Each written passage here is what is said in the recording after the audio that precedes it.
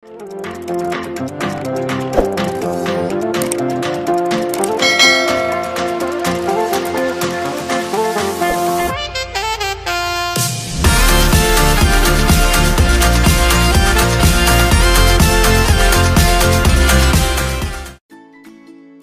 pagi semua, kembali lagi bersama Bu Tride dalam mata pelajaran Ilmu Pengetahuan Alam. Bagaimana kabar kalian? Semoga tetap sehat ya, dan tetap semangat belajar di rumah. Hari ini kita akan belajar tema 2 tentang penyesuaian diri makhluk hidup terhadap lingkungan, dan di dalam materi ini kita akan mempelajari tentang penyesuaian tumbuhan terhadap lingkungan. Pada video sebelumnya, kita telah membahas tentang penyesuaian diri hewan terhadap lingkungan. Jadi hari ini kita akan melanjutkan materi berikutnya, yaitu tentang penyesuaian diri tumbuhan terhadap lingkungannya. Nah, ada yang masih ingat apa itu adaptasi? Nah, jadi Ibu ingatkan kembali, adaptasi merupakan bentuk penyesuaian diri yang dilakukan oleh makhluk hidup untuk mempertahankan hidupnya ya. Jadi pengertian adaptasi tumbuhan dan adaptasi hewan itu sama. Nah, jenis-jenis adaptasi pada tumbuhan juga sama seperti adaptasi pada hewan, yaitu yang pertama ada adaptasi morfologi, yang kedua ada adaptasi fisiologi, dan yang ketiga ada adaptasi tingkah laku. Nah, marilah kita bahas satu persatu mulai dari adaptasi morfologi.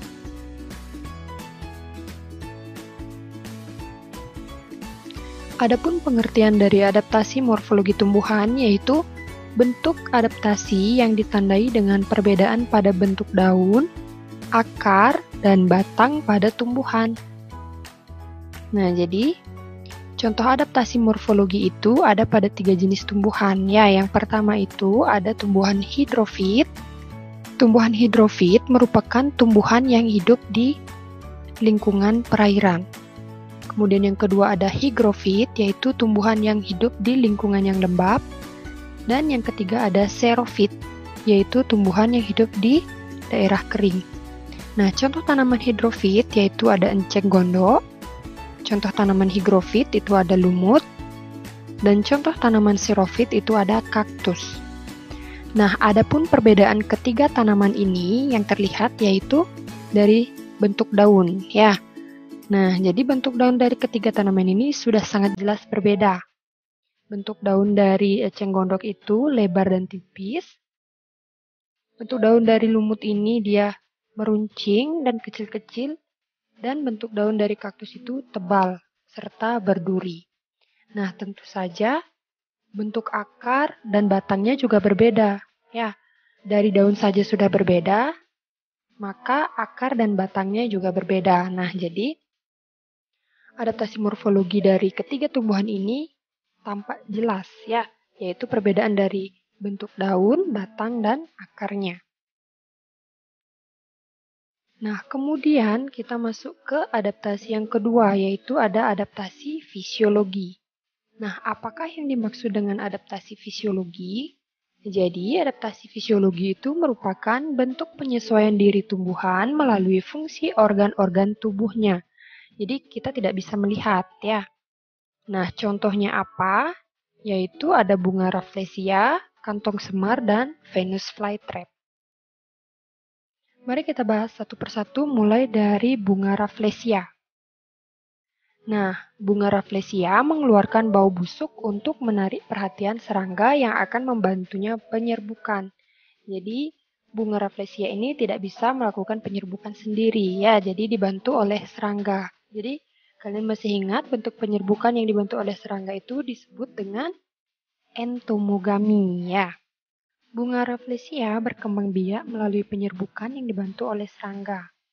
Nah, untuk menarik serangga agar datang, maka bunga rafflesia ini mengeluarkan bau busuk. Seperti itu ya. Nah, itulah contoh dari adaptasi fisiologi yang pertama. Kemudian, contoh adaptasi fisiologi yang kedua itu ada tumbuhan Venus flytrap. Nah, berikut ini merupakan gambar dari tumbuhan Venus flytrap, di mana bisa kalian perhatikan pada daun-daun dari Venus flytrap ini terdapat rambut-rambut. Ya, ini adalah rambut-rambut dari Venus flytrap. Nah, daun-daun Venus flytrap ini akan terbuka ketika ia menunggu serangga. Nah, ketika serangga sudah hinggap di daun Venus flytrap ini dan menyentuh rambut-rambut halus ini, maka daun dari Venus flytrap ini akan mengatup dengan cepat. Nah, bisa kalian perhatikan pada video ini. Ketika kaki serangga telah menyentuh daun-daun dari Venus flytrap dengan cepat, daun Venus flytrap ini mengatup. Selanjutnya, daun akan mencerna serangga dan menyerap nitrogennya. Nah, tumbuhan pemakan serangga seperti Venus flytrap ini disebut dengan tumbuhan insektivor. Yang ketiga yaitu ada kantong semar. Nah, berikut ini merupakan gambar dari kantong semar. Kalian bisa perhatikan ini merupakan tanaman dari kantong semar. Tumbuhan kantong semar biasanya tumbuh di tanah yang asam dan memiliki sedikit kandungan nitrogen, sehingga tidak cukup untuk memenuhi kebutuhan tumbuhan. Untuk memenuhi kebutuhan nitrogen, tumbuhan kantong semar bergantung pada serangga sebagai makanannya, karena tubuh serangga mengandung nitrogen.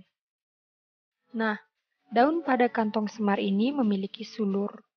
Nantinya sulur ini akan berbentuk seperti kantong seperti ini, ya.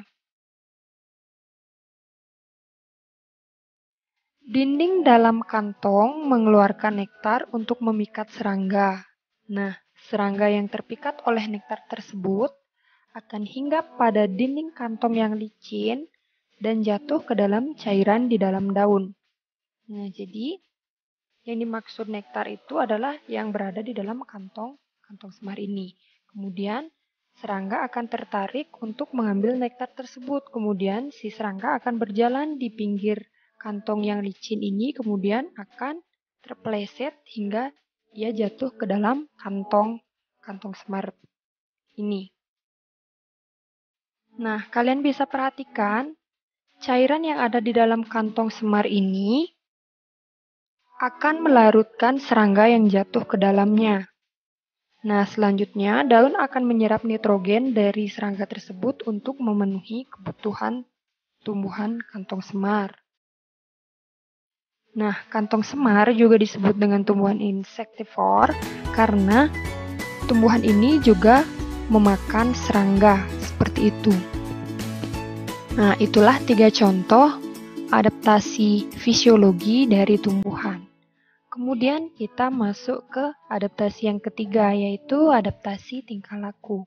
Nah, yang dimaksud dengan adaptasi tingkah laku yaitu bentuk penyesuaian diri dengan menunjukkan perilaku tertentu akibat mendapat rangsangan untuk melindungi diri dari musuh, baik itu rangsangan berupa rangsangan biotik maupun rangsangan abiotik. Nah, contohnya yang pertama itu pada bunga matahari. Bunga matahari beradaptasi dengan cara menyesuaikan diri terhadap sinar matahari dengan mengikuti arah gerak matahari. Nah, bunga matahari ini biasanya mengikuti arah gerak matahari ketika cuaca terik atau tidak hujan ataupun mendung. Nah, saat itu matahari biasanya akan bersinar dan bergerak dari arah timur ke arah barat, seperti halnya bunga matahari. Nah, jadi bunga matahari akan mengarah ke arah timur ketika matahari terbit dan akan mengarah ke arah barat ketika matahari terbenam. Jadi dia bergerak, ya, mengikuti arah gerak matahari. Kemudian contoh yang kedua, adaptasi tingkah laku pada tumbuhan, yaitu tumbuhan putri malu. Nah, jadi berikut ini merupakan tumbuhan dari putri malu. Tumbuhan putri malu biasanya mengatupkan daunnya jika terkena rangsangan atau tersentuh tangan atau benda lainnya, ya. Nah, tujuan dari putri malu mengatupkan daunnya yaitu untuk melindungi diri dari predatornya, yaitu untuk mengusir hewan yang ingin memangsanya. Ketika hewan menyentuh daun, maka daun akan mengatup sehingga terlihat lebih kecil dan layu. Akibatnya, hewan tersebut tidak jadi memakannya. Selain itu, daun putri malu juga dapat mengatup ketika cuaca sangat panas dan ketika hujan turun, sehingga daun terhindar dari kerusakan. Nah, itulah cara-cara yang dapat dilakukan oleh tumbuhan untuk mendapatkan makanan maupun mempertahankan diri dari musuhnya. Selain contoh-contoh yang Putri disebutkan tadi, ada beberapa contoh lainnya yang dapat dilakukan oleh tumbuhan untuk melindungi diri dari musuh maupun untuk mendapatkan makanan, seperti pada bunga mawar. Nah, bunga mawar memiliki duri pada batangnya.